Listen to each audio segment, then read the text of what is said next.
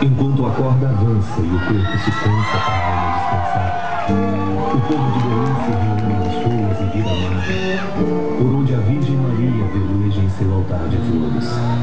É por isso que na alma de todo paraense, a vida é sempre um tour.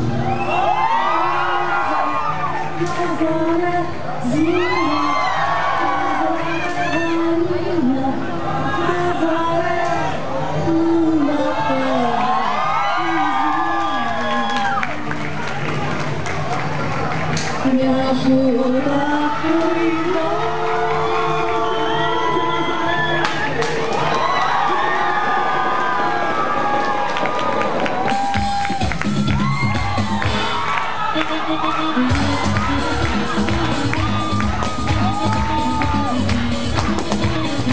Se você quer aprender o que é bom, vem para o nosso Pará. Tem orgulho de ser paraense, coisa igual não há. Venha provar da sair do Tupi, também do Tacacá.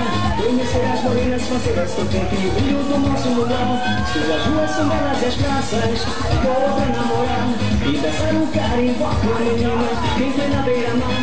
Tem caboclo de alma e corpo forte, cada trabalhador que levanta bem cedinho, porque no seu parque ele é pescador.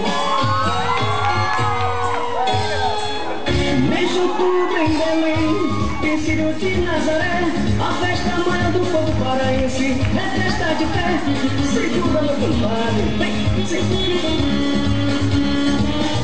terra rica com muitas culturas, com terras, mangueiras e frutos regionais, cidades com praias tão lindas, com toda a beleza do nosso Pará.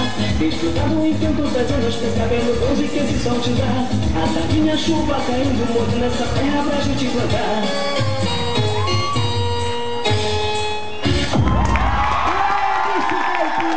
Ela é Daiane Dourado da Rua.